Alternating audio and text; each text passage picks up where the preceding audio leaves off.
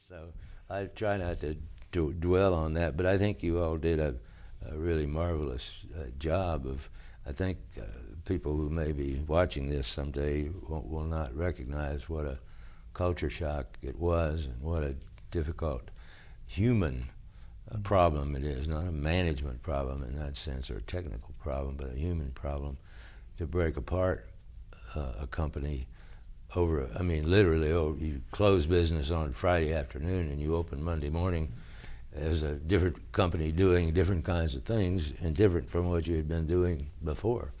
And so I think to me, the lesson, or one of the lessons, is that that management may really think it's very, very smart, but if you want to turn a business around, you want to move it in another direction, it starts with your employees. If they decide to go where you want to go, you get there. And if management decides and they don't want to get there, it isn't going to work. No, it's very true. It's the employee on the street, the employee that the customer comes in contact with, that makes your reputation one way or the other.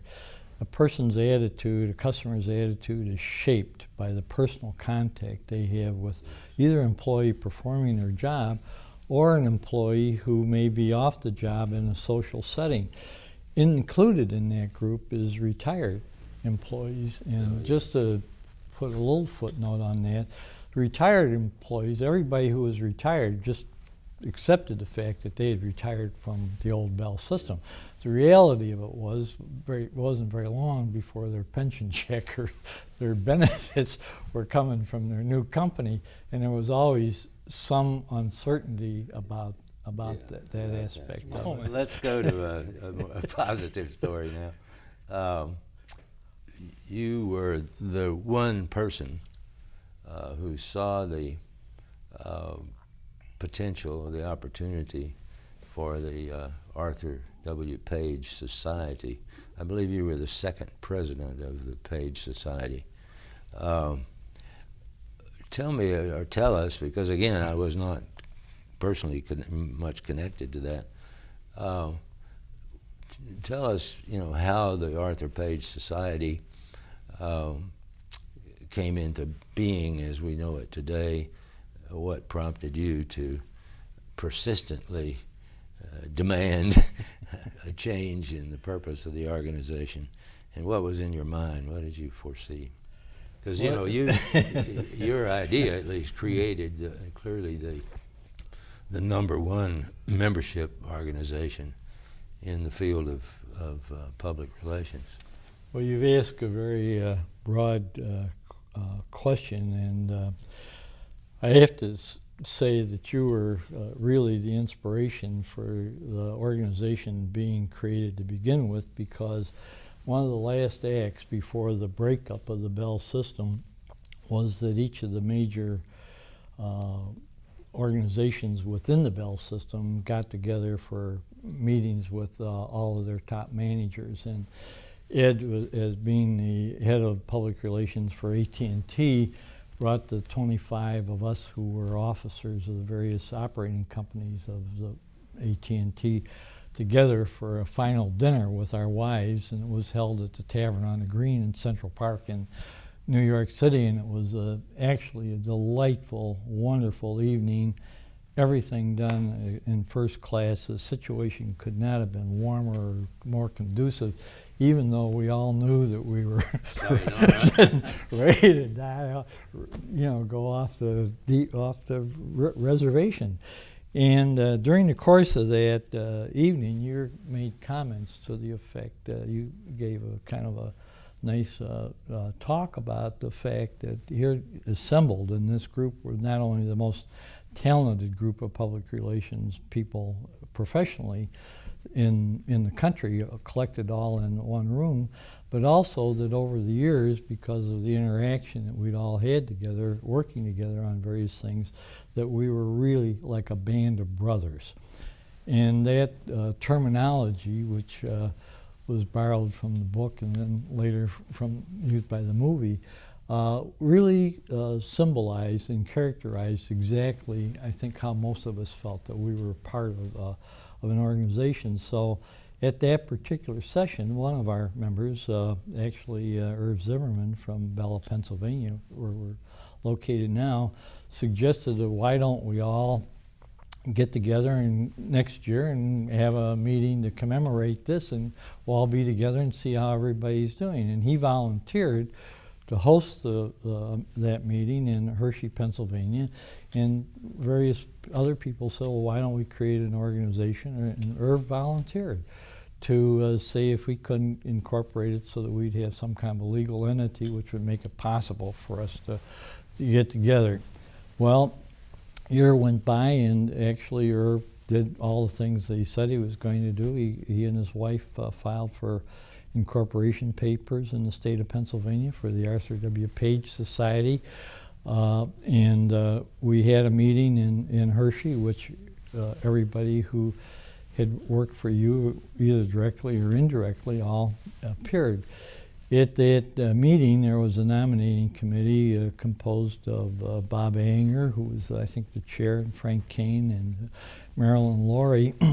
I missed the opening evening's activities, and when I walked in the morning the next day, Bob Anger came up to me and told me that we had a meeting last night of the nominating committee, and we've decided that we want to elect you as the president of the new Page Society, and that your term would be for 2 years, and you don't have to worry because your vice president is going to be Jean Hanley, who represented the Southern New England Telephone Company, and she'll take it after that for 2 years, so it won't be really much of a job for you. And we have, he said, Bob, I'm going to be the treasurer, and Frank Kane was going to be the secretary. Everything's all set. Is that okay with you?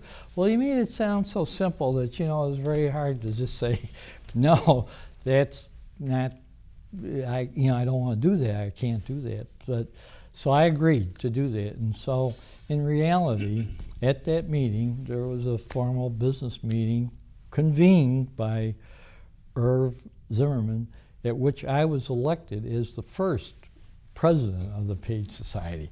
Irv had been the convener and the host and all that, but he never ever held the title per se of being president. So that's how I, inherited that job. Well, the fact is that everybody said, "Oh, great! It's applaud.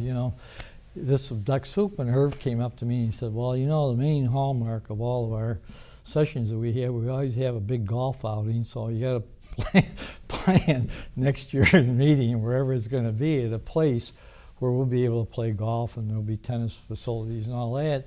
And then the rest of it, we'll just have a good time. Be sure to have a good reception, cocktail party, and all that sort of thing."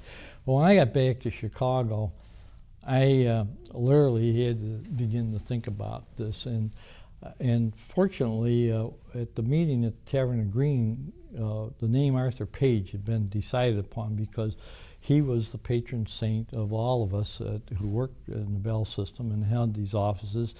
And we'd all heard about Page, knew about Page. Most of us had never met him or laid eyes on him, but he seemed like the perfect symbol because all of us were influenced by his teachings, and it just seemed like a good idea that we would carry on as a group in his name. Well, it seemed to me in reflection right away that this was a great idea, but basically all it was going to be would be an alumni group, and an alumni group with a limited life, because eventually as people began to die, which unfortunately is all of our fates, that the group would get smaller and smaller and smaller, and that what's the point of doing all of this, because there would be people retiring and leaving and that sort of thing. So I convened a small group of my staff, which John McDermott was part of, who and Steve Hines and Sue Burrows, and I said, I was elected to be president of this organization. What should we do? And what is it? Yeah, and they all asked me, of course, right away, well, who's Arthur Page? Which was always one of those tricky questions that you have to answer. But out of that session, John came up with the idea, well, we need to have some kind of a newsletter type thing to be able to send to people. And Steve said, well, anything I can do to help you? And Sue said, well, I'll be happy to write the newsletter. What would we put in and what would we do? Well, make a long story short, we decided that that's what we would do, and that we ourselves would try to fund what the cost of that would be. I called Bob Anger. I may have called you too, and I said, we can't really do this thing and be paying all these expenses. He said, well, why don't we have dues? Bob said, why don't we have dues? $500. Every company puts in $500, and then everybody who works for the same company will have individual membership dues of $100. So he said, that way you'll have some money, and he said, I'll take care of raising the money for it. So I said, that's a great idea, so I told our folks to go ahead. But then when we started to think about it, that we said that in order to perpetuate this, Page stood for some wonderful things, and what he had brought to the public relations profession was unique, and he brought honor and distinction, and that if we could do anything positive, that we could honor Page by trying to disseminate what his teaching was to other individuals and other organizations, because as far as we could tell, that the Bell system had been really successful because of what he had brought to AT&T. So again, to make a longer story short, we decided that what we would try to do was create the best possible organization that had the highest standards like we had enjoyed when we were all part of the Bell system together, and that if we were going to have a meeting someplace, it would be in a quality place just like that where we'd been accustomed to meeting. If we were going to put out a newsletter or have any kind of communication, it would be the best that we'd have, that we would have our own logo designed, we'd have a distinctive image that would feature Arthur Page's image on it, we'd have our own distinctive color, which turned out to be bronze, and all of that started to come together. Then came the thing was that we still had this box that we had of just having Bell System people in it, and we said there's no life or future beyond this if we can't expand and reach out into the general corporate world for people. At that point, I think we had a meeting, a board meeting. We got together and we reaffirmed the idea that the only people that we wanted as members basically were corporate people who were peers of ours who held jobs that were similar to ours. That we felt that it would be useful to have an academic or two in the organization to give us the academic perspective. And then we also felt at the time that suppliers of ours who were the heads of their firms would also be welcome. So with your help, we got Lou Banks from the Sloan School at MIT to come on the board to represent the academics. Lou Harris, who was probably the best known and best able pollster of that time and probably still is for many reasons, agreed to come on board again with your influence. We had the NWR ad agency agreed to come and participate as part of this. And then Gene Stevenson, who worked at United Carbide, was the first person who was a non-Bell person who became a member. Shortly thereafter, Jim Murphy, who worked at Beatrice at the time, just before he went to Merrill Lynch, came on the board, and we started to reach out and grow. And I think you were one of the major recruiters we had of people who were non-Bell people. Eventually, I say that because we're doing this under the auspices of the Page Center here at Penn State. In about the second or third year, invited Larry Foster to join the board, and he was more than willing and has been a dynamic member of the organization ever since.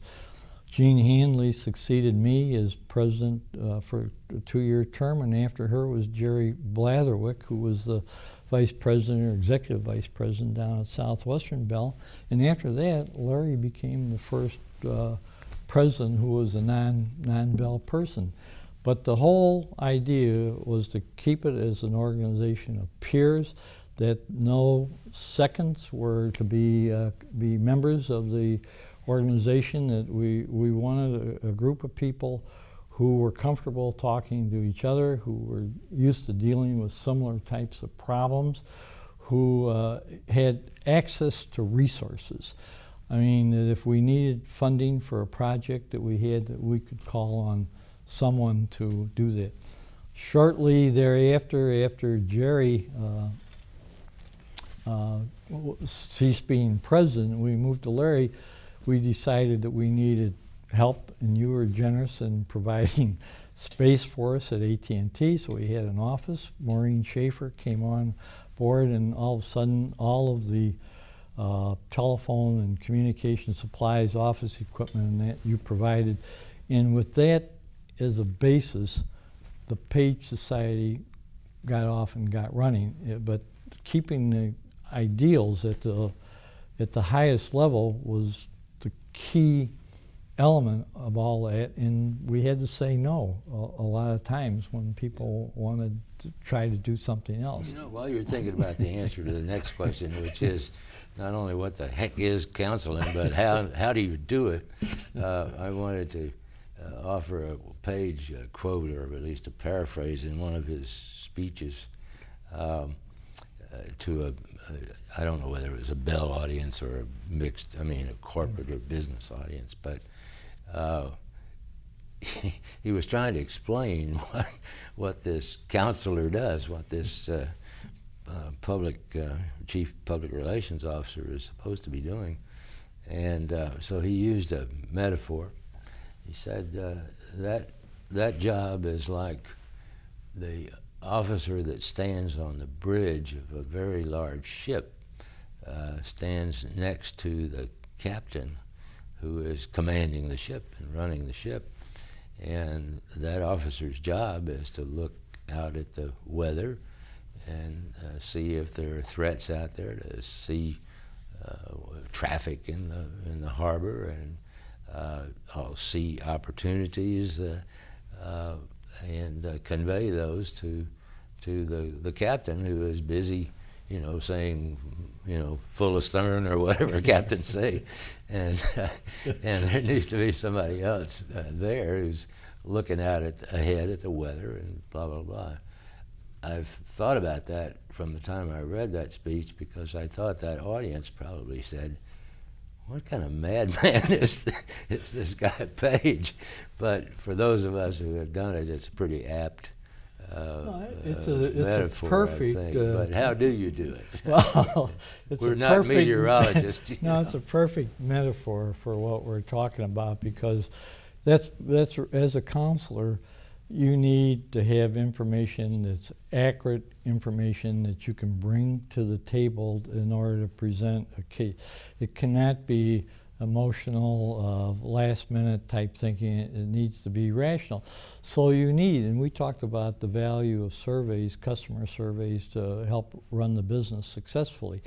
Well, the same thing is true when you're in this position and you're standing next to the captain or in that area. You really are like a periscope or a radar unit that keeps looking 360 degrees around the business at all times to see what's going on with all the various public and constituencies that you deal with, to see if there's likely to be problems, or where things are happening that are good, where things are going that may be a little iffy, and where things really need some attention. Then, as a counselor, it's not your role to go in and tell the CEO, we got a problem over here, you got to get that fixed. He doesn't want to hear that, or she doesn't want to hear that. They want you to come in and you say, we got a problem over here, and here's what I do about it, or here's what you may want to do about it, or something of that nature. That's what counseling is you go to the doctor and you tell them what the problem is. You expect them to tell you, well, that's just what you do. You expect him to give you some kind of an answer, and that's what I think most of us that our jobs are like.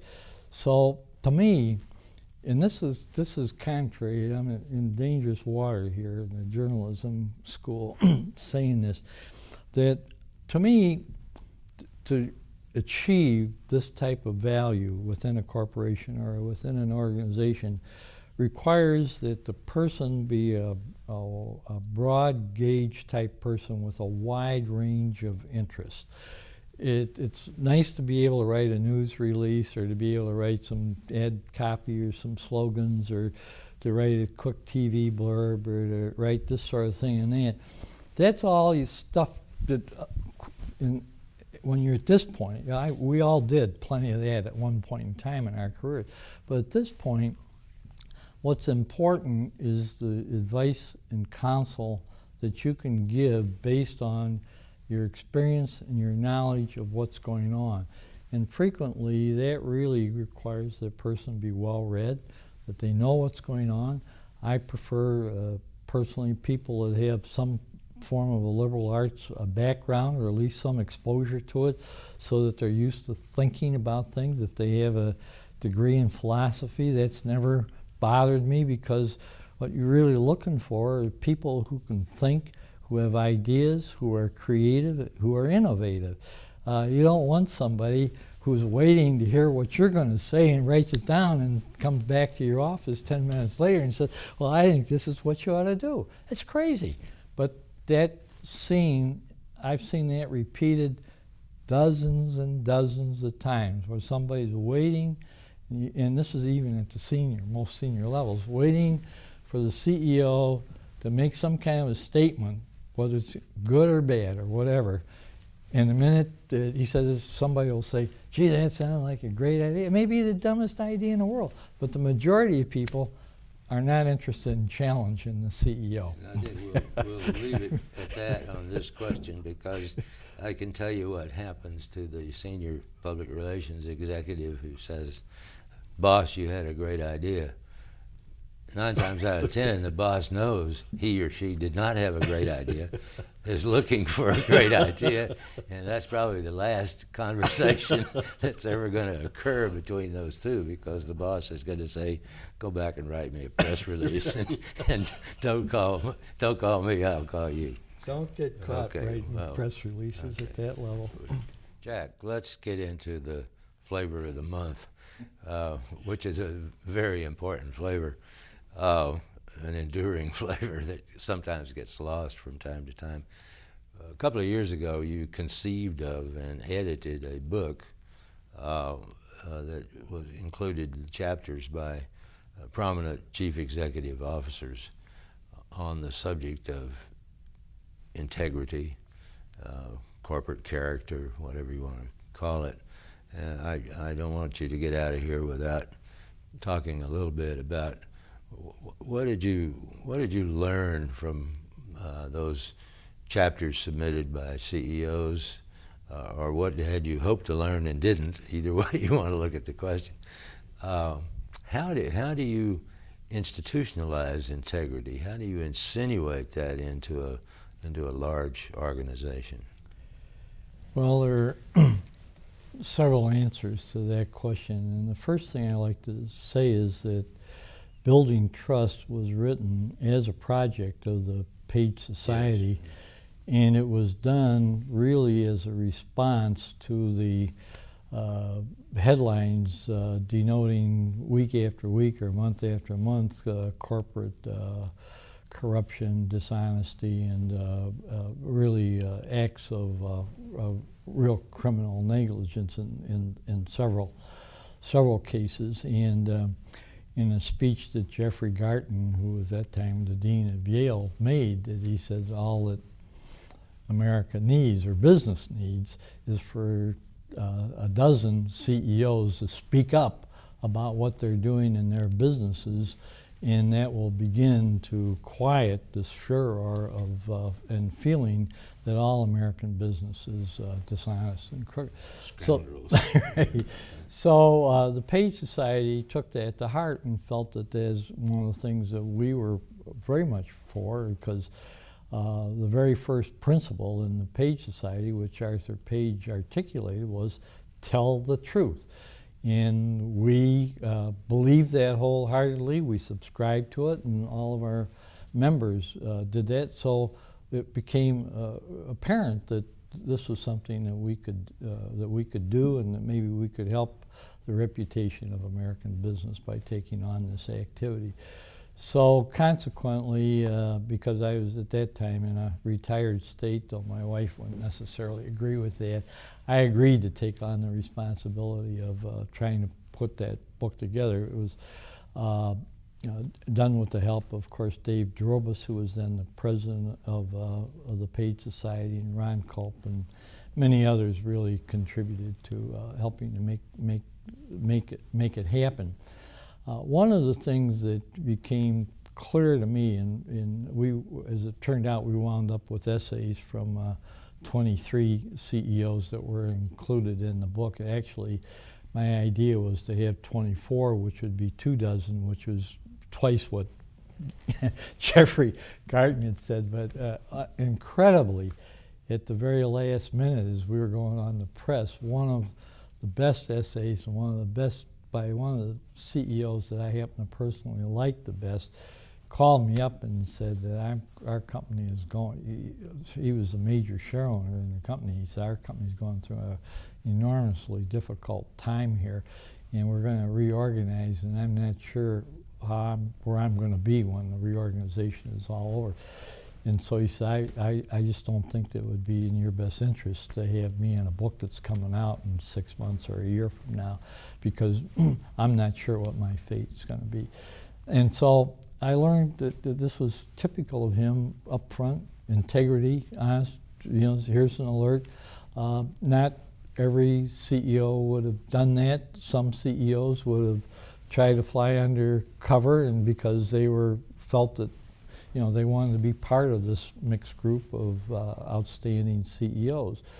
I think that the thing that I learned that there's no question that in a major corporation, and even a minor corporation, if there is such a thing, that the CEO sets the tone. If the CEO's behavior is above board, there's a good chance that will filter down through the organization. It isn't going to happen automatically, but if there's any question about the behavior of the CEO, the employees are going to look at this with a jaundiced eye. I think one of the best examples is what happened with Boeing and Harry Stonecipher, who was an absolutely terrific CEO, but got caught up in a couple of situations which were not in the best interests of the Boeing company, and he was forced to resign, which he did. His replacement at the first meeting that they had of the senior management team after that meeting called them all together, and the chief lawyer put up on the screen photos of there were two deposed senior people at Boeing. They had their headshots on there, and under the headshots were a whole row of numbers. And the chief general counsel said, "You all know that those are not Social Security numbers. They're under that." And with that, McNerney, who was the new CEO, said, that is precisely what will happen to anyone who violates our code of conduct and expectations for truthful behavior. He said, I want that to be understood right now, and you're hearing it from me. And that was a vivid illustration. I have several friends who work for Boeing, and they told me if there was ever a message delivered, that was really well done. Well, in other companies, it was clear, like in the Eaton company with Cutler, he right after he took over the job, that he was confronted with one of his officers in Asia, the head of their actual Asian operation, who was awarding contracts to a firm that his wife was involved with without putting them out for bids. When he learned that, he was the best operating guy he had in the whole company. Bong, he was fired. He then explained to the employees of the Eaton Corporation that this is not a three strikes you're out company. He said, one strike and you're out. Those kind of messages resonate through the corporations. Other corporations, and Bill Walden from J&J is a good example, have a long history of having a code of ethics or a code of conduct that they go over annually with all of their employees to make sure they understand. So there's a long history of that sort of thing. And consequently, you kind of expect them to have this, and you learn that there is value in having a code of conduct or a set of basic principles. But the thing is, and I think that you agree with this, is that you can have all the code of conducts that you want in your corporation, but when it gets right down to it, it's the individual who makes the difference. If the individual is raised in an environment where they're taught the difference between right and wrong, that's likely to carry over throughout their lives, and they'll have that understanding. And no form of persuasion, one way or the other, will cause them to do other. There are other borderline cases that can be persuaded one way or the other, but basically having a code of conduct is they know that they're violating it, but that doesn't necessarily prevent them from doing it if they see in our culture today that somehow or other it's in their personal best interests. And I think that's one of the things that I learned, that again, this whole sense of greed and the me now generation, that you can have all the teachings, whether they're from the Bible or the Koran or whatever, about proper behavior, but in our culture today, those can be easily ignored if there are people who feel that they can gain somehow personally from this. A person like Marilyn Carlson, who headed up the Carlson companies, said something that struck me as being in the book. In the book that was really significant. She says that this is basically a family company, and she's the generation that's running it now. She said that if we expect and want our employees to keep this company alive and preserve it for a long, we have to treat them like we're running this business for long term. We have to respect their rights, their individual rights, and what their needs are. And if we can do that, then they will help us perpetuate this company. If we don't, in a generation or two, she said, we won't be able to keep this company